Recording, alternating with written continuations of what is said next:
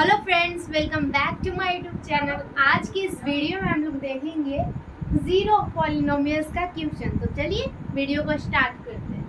तो देखिए, पिछले वीडियो में हम लोग बहुत सारे एग्जांपल सॉल्व किए थे। कुछ में जीरो पॉलिनोमियल निकला भी था, कुछ में नहीं निकला था।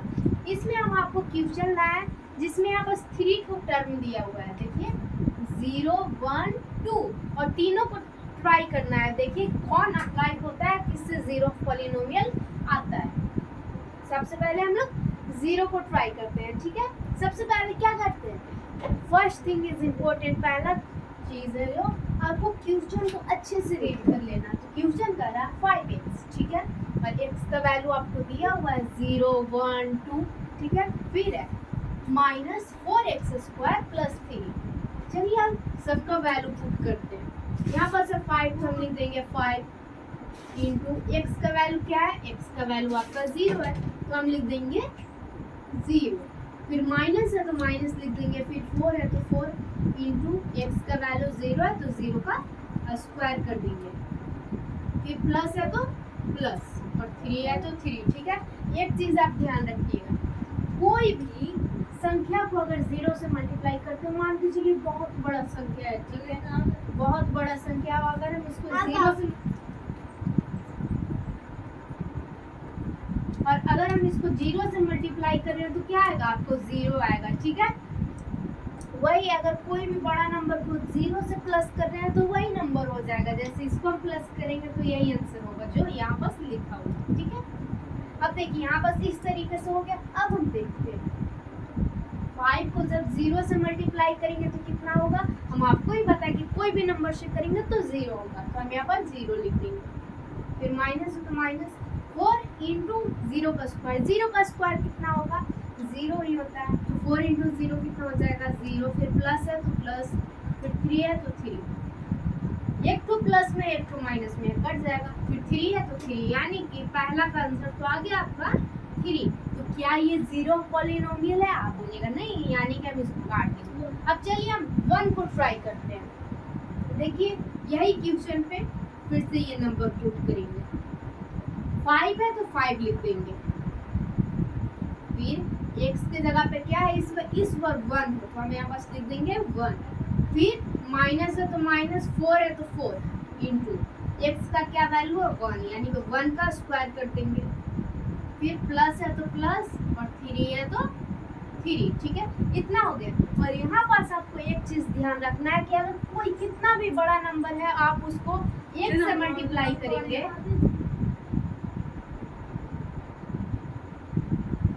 तो भाई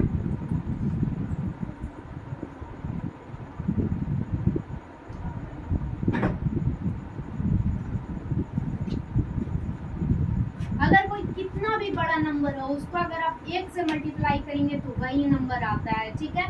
तो हम यहाँ पास 1 है, 5 को 1 से मल्टीप्लाई करेंगे तो कितना होगा, 5 होगा। फिर माइनस है तो माइनस, और 4 को 1 से मल्टीप्लाई करेंगे तो 4 होगा। फिर प्लस है तो प्लस और 3 है तो 3 लिख देंगे।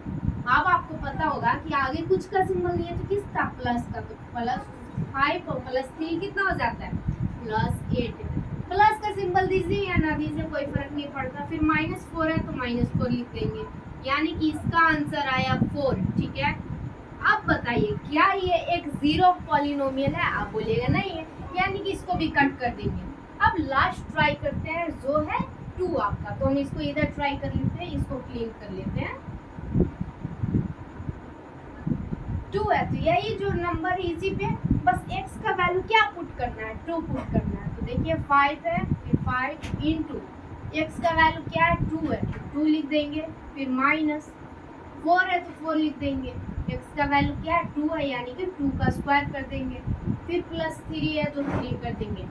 आपको पता होगा 5 को जब 2 से मल्टीप्लाई करते हैं तो क्या आता है, 10 आता है। फिर माइनस है 2 का स्क्वायर, यानी कि कोई भी नंबर को 2 बार मल्टीप्लाई कर देना। 9 का स्क्वायर 9 × 9 81, 2 का स्क्वायर 2 × 2 = 4, तो हम यहाँ पास लिख देंगे 4। 4 × 4 मतलब 4 को पढ़ा 4 में पढ़ना है, ठीक है, देसी भाषा में। तो 16 होता है आपका +3। जब आप 10 + 3 करेंगे तो कितना आता है, 13। 13 - 16 की जगह कितना आएगा, -3, तो इसका आंसर हो जाएगा -3। क्या ये जीरो पॉलिनोमियल आप बोलेंगे? नहीं, यानी कि तीनों में से कोई भी जीरो पॉलिनोमियल नहीं है। सिंपल सी डेफिनेशन क्या था जीरो पॉलिनोमियल? तो वैसा नंबर जिसको लास्ट में पूरा सॉल्व करने के बाद क्या आंसर है? जीरो है, उसे हम लोग कहते हैं जीरो पॉलिनोमियल। बहुत ही शॉर्टकट है, एक ही बार में याद हो जाएगा। बस आप दिमाग और दिल दोनों यहाँ लगा के पढ़िए, ठीक है। चलिए अब कुछ आगे क्वेश्चन सॉल्व करते हैं। आप इसका स्क्रीनशॉट लेना चाहते हैं तो ले सकते हैं।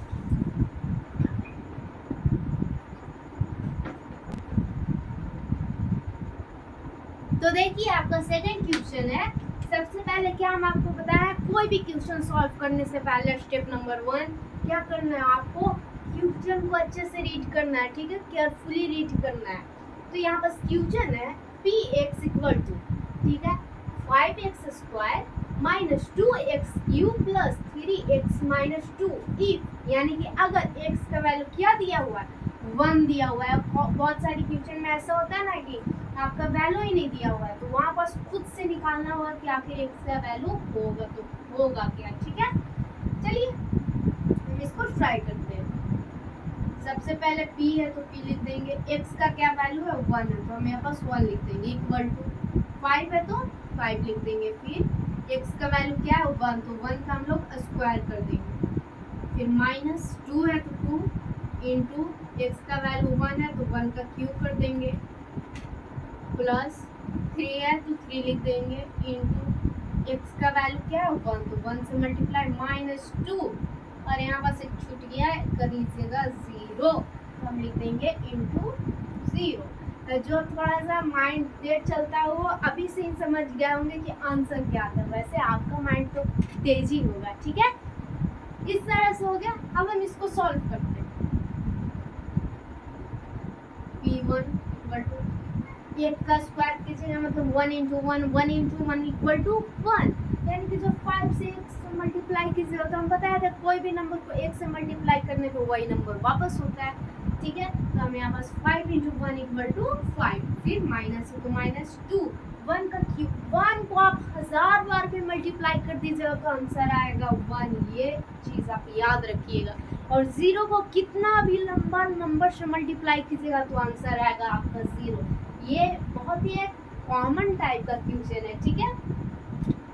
तो आप 1 को क्यूब कीजिएगा तो 1, तो 2 इंटू 1 इक्वल टू 2, फिर प्लस है तो प्लस, फिर 3 इंटू 1 कीजिएगा तो क्या आता है? 3 आएगा, फिर माइनस 2 इंटू 0, यानी कि जब 2 को 0 से मल्टीप्लाई करेंगे तो हम बताए थे कोई भी नंबर को कितना भी बड़ा नंबर से या छोटे से मल्टीप्लाई कीजिएगा तो आंसर आएगा आपका 0, तो हम यहाँ पास लिख देंगे 0, ठीक है। अब देखिए हम बढ़ते हैं आगे। अब ये p1 लिखिए या ना लिखिए उतना मैटर नहीं करता। 5 माइनस 2 प्लस 3 माइनस 0। अब एक हो गया आपका माइनस में 2, माइनस में 0, प्लस में 3, प्लस में 5, तो आप यहाँ बस लिख दीजिए 5 3 क्या होता है? 8 होता है। फिर -2 और -0 कितना होगा? -2, यानी कि जब आप 8 में से -2 को मल्टीप्लाई सब्ट्रैक्ट करेंगे तो 6 आएगा, ठीक है। बहुत सारे लोग यहाँ पर कंफ्यूज होंगे, एक था प्लस एक था माइनस, तो आपको तो करना चाहिए माइनस, लेकिन नहीं, ऐसे नहीं होता, ठीक है। अगर वैल्यू जिसका ज़्यादा रहता है उसी का सिंबल आता है, वैल्यू प्लस का सिंबल है तो प्लस आएगा, ठीक है। प्लस लिखिए या ना लिखिए उतना ज़रूरी नहीं होता। ये क्वेश्चन आपको समझ में आ होगा। एक क्वेश्चन हमारे तरफ से, आप इसको सॉल्व करके बताइए। 3x माइनस 1/3 इंटू 45, ठीक है, और फिर यहाँ पास देखिए प्लस 92। इसको आप सॉल्व कीजिए तो डायरेक्ट कर सकते हैं।